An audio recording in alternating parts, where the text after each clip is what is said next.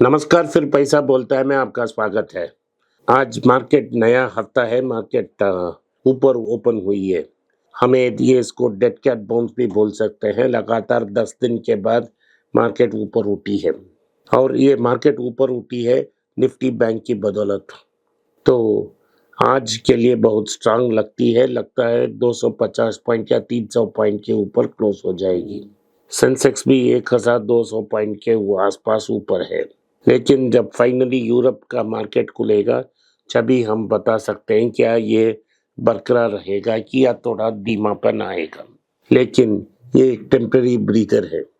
इस फॉल का main reason है कि एफआईएस ने लगभग 1 लाख करोड़ का बेच दिया है माल और डोमेस्टिक इंस्टीट्यूशनल इन्वेस्टर्स ने 1,10,000 करोड़ का माल खरीदा है।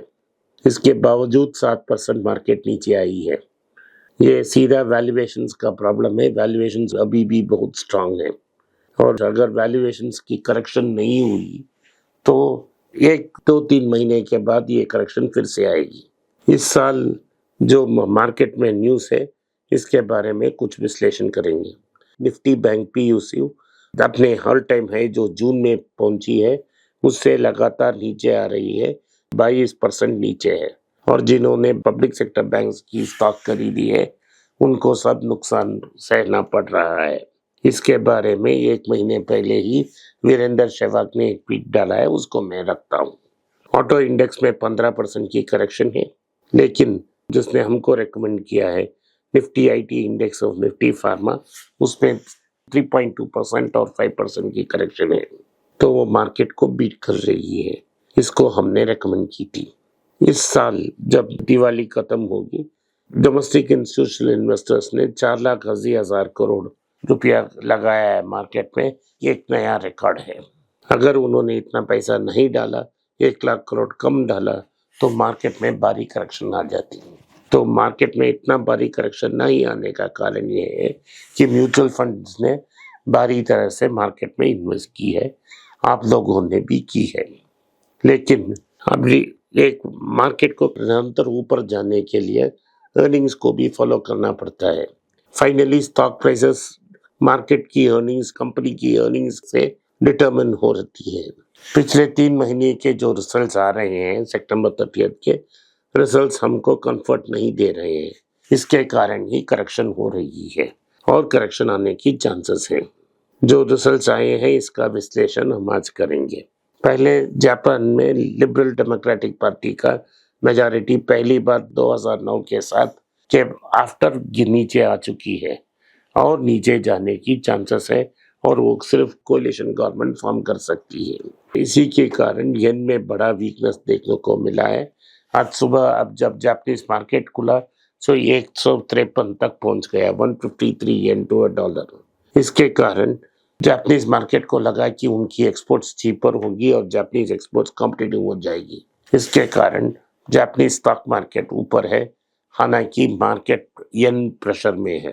डॉलर की स्ट्रेंथनिंग भी एक कारण है येन को नीचे लाने की, क्योंकि इस बार अभी तक डेफिनेटली टाइटनिंग नहीं होगी जापान में, और अगर अमेरिका में टाइटनिंग नहीं हुई, जो यील्ड गैप है जापान और अमेरिका का वो बढ़ता जाएगा और इसके कारण येन में डिप्रिसिएशन आ सकती है।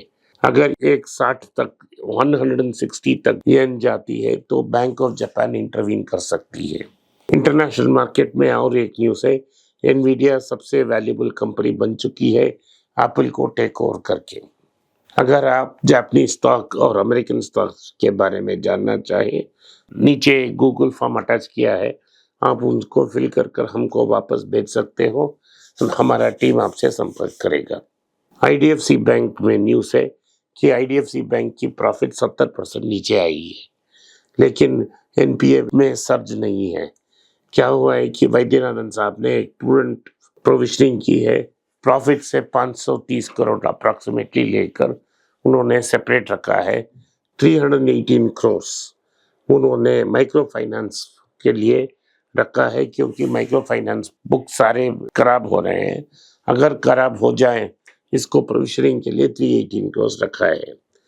वैसे ही 250 करोड़ एक लेगेसी इंफ्रास्ट्रक्चर कंपनी के लिए रखा है, जहां बॉम्बे में टोल को फ्री कर दिया गया है। अगर सरकार पैसा वापस देगी तो कंपनी रीपे कर लोन ठीक ठाक हो जाएगी, नहीं तो ये लॉस को रिकवर करना पड़ेगा वो कंपनी से। इन दो कारणों के कारण ही आईडीएफसी में एक भारी गिरावट आई।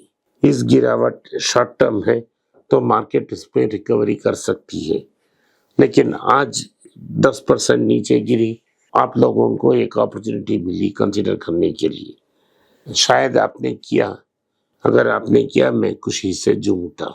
तो आपको चाय पानी के रेंज में ही कंसीडर करना चाहिए, बड़ा पोजीशन नहीं लेने का है।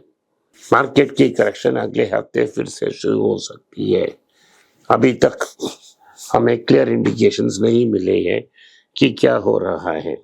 तो मार्केट में एक और न्यूज़ है कि टाटा की ट्रस्ट है जिसमें से 400 करोड़ सैलरीज के लिए जा रहे हैं।